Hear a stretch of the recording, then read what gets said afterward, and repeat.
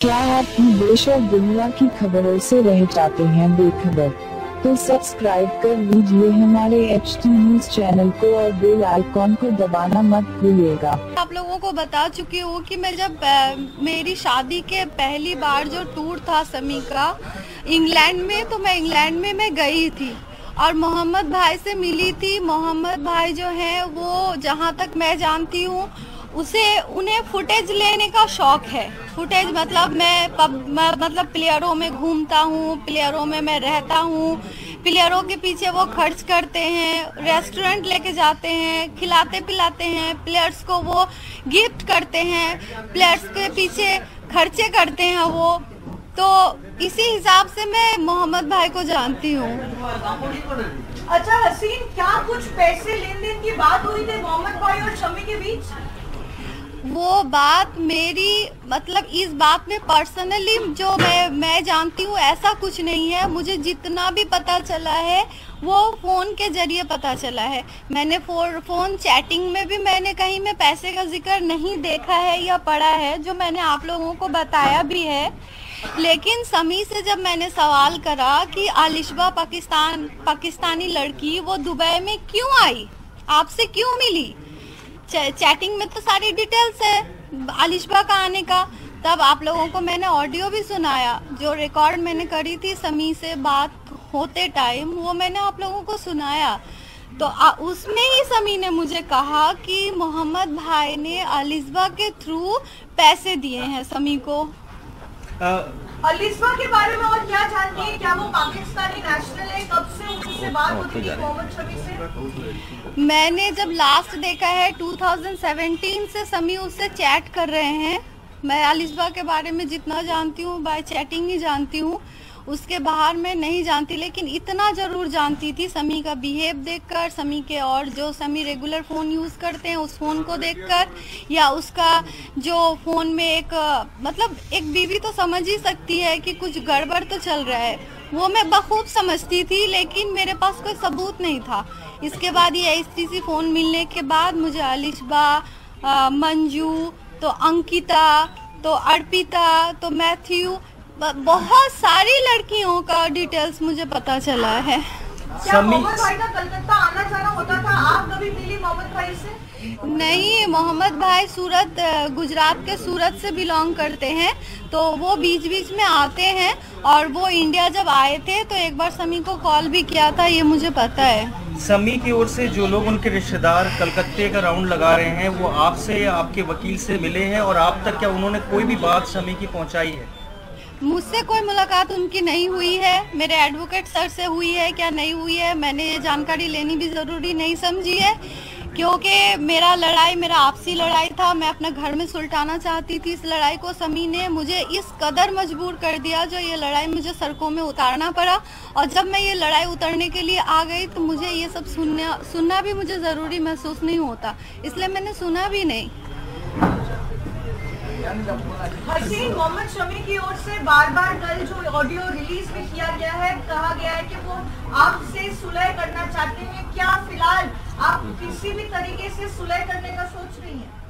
आप ही लोग बताओ, कल ऑडियो जो रिलीज किया उसने, उसमें से आपको क्या लगता है कि वो सुलह करना चाहता है? सुलह किसे कहते हैं? दिल में अगर पछतावा हो, उसके बाद अगर इंसान सुलह करने के लिए आगे बढ़े तो ये बात समझ में आती है।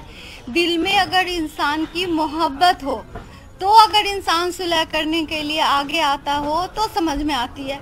इंसान अगर अकेले अगर किसी से, किसी रिश्तेदार से या कोई रिश्ता से अगर सुलह करने आगे आता हो तो ये बात समझ में आती है सुलह की। ये कौन सी सुलह है जिसमें प्लानिंग किया जा रहा है, जिसमें ऑडियो किया जा रहा है, जिसमें और भी कई लोग को शामिल किया जा रहा है और वो लोग उसे बता रहे हैं कि तुम ये पूछो, तुम ये कहो, तुम ये सवाल करो, तुम ये करो। ये कौन सी सुलह है? ये सुलह नहीं है मैडम, ये तो प्लानिंग है। प्लानिंग, मुझे बर्बाद तो कर दिया और भी बर्बाद करने का प्लानिंग है ये। हसीन, जो कल ऑडियो बात हो रही थी, जो पीछे से प्रॉम्प्ट कर रहे थे लोग, क्या उनमें से किसी की आवाज को पहचान पाई आप? कौन लोग थे? जी मैं नहीं पहचान पाई हूँ। मुझे एक और बात कहनी है प्लीज, मुझे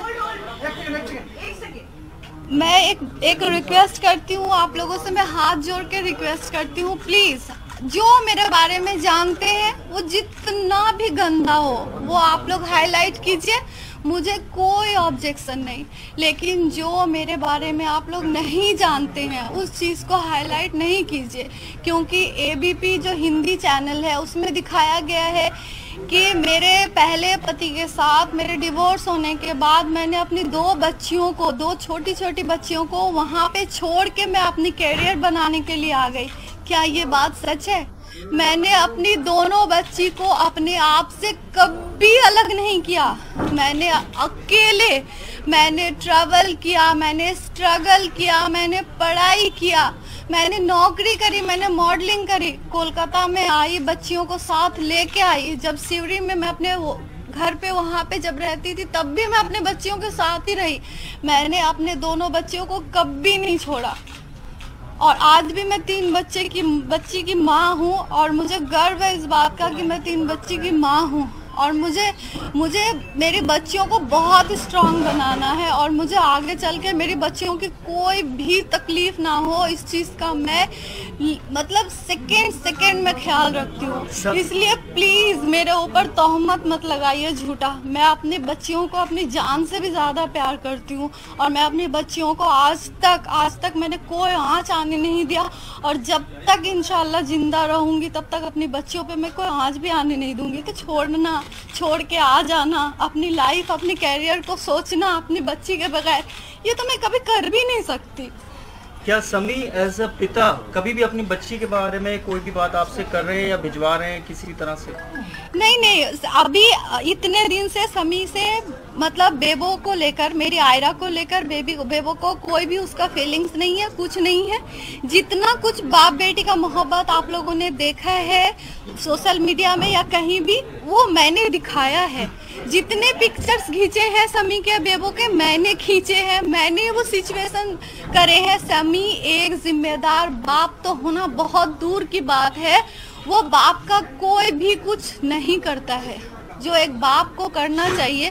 अगर बेबो ने बचपन से लेकर आज तक कभी पॉटी कर दिया, सुसु कर दिया, तो वो दौड़ के रूम से बाहर निकल जाता है। हसीन देखो, अगर बेबो थोड़ा मतलब गंदी रहती है या नहाई हुई नहीं रहती है तो उसे गोद भी लेना पसंद नहीं करता। एक साफ सुथरी अच्छे साफ कपड़े पहन के बेबी को लिया, फिर उसे किस किया, स्मूथ किया, पकड़ मतलब अच्छे से प्यार किया, फिर छोड़ दिया। एक बाप की रिस्पॉन्सिबिलिटी उसने कब निभाई? कभी नहीं निभाई। लेकिन इसमें भी मैंने शिकायत नहीं करी आज तक। बेबो को उसने बात करना या कुछ भी करना तो कर सकते थे, नहीं करा। आज जब उसके पास कोई रास्ता नहीं बचा तो आज मेरी बेबो को सिंपैथी की जगह बना के इस्तेमाल कर रहा है मेरी बच्ची को। हसीन, आपको 5 से 6 दिन हो चुके हैं इस चीज को लड़ते हुए, लेकिन अभी तक कोई एक्शन नहीं दिख रहा है किसी भी एजेंसी की तरफ से। क्या आप माने कि स्लो चल रहा है या आपके साथ जो है साथ नहीं दे रही है कोई एजेंसी, या कोई आपका मामला आगे नहीं बढ़ रहा है? किसी तरह का दिख रहा है कि दबाव है इस पूरे केस पे? जी बिल्कुल नहीं लग रहा है मुझे। मेरा केस जो है बहुत ही क्रिटिकल है। आप लोगों को भी पता है कि मैं जिससे लड़ने के लिए बैठी हूँ वो एक इंटरनेशनल फिगर है और मैं एक बिल्कुल अकेली औरत हूँ। लेकिन मुझे ये इन्वेस्टिगेशन में एक बूंद बराबर मुझे कोई शक नहीं। इन्वेस्टिगेशन हो या पुलिस की रिस्पॉन्सिबिलिटी हो या उन लोगों का काम हो या कुछ भी हो, सब बहुत सही तरीके से चल रहा है और स्टेप बाय स्टेप चल रहा है। हर चीज़ का एक स्टेप होता है, तो वो लोग अपना स्टेप और प्रोसेसिंग के जरिए से चल रहे हैं। मुझे इस चीज़ के लिए बहुत सेटिस्फेक्शन है और मैं मेंटली सपोर्ट में हूँ इस बात के लिए। क्या आप देश और दुनिया की खबरों से रह जाते हैं बेखबर? तो सब्सक्राइब कर लीजिए हमारे HT न्यूज़ चैनल को और बेल आइकॉन को दबाना मत भूलिएगा।